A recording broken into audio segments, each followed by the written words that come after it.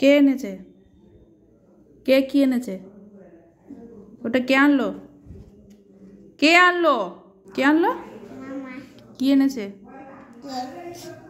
কে? ভালো লেগেছে তোমার? কে খাবে কেকটা?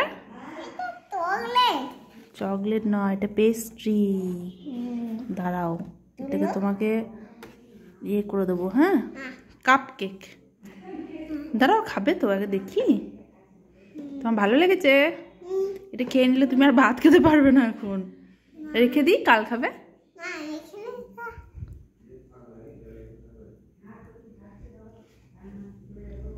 ভালো?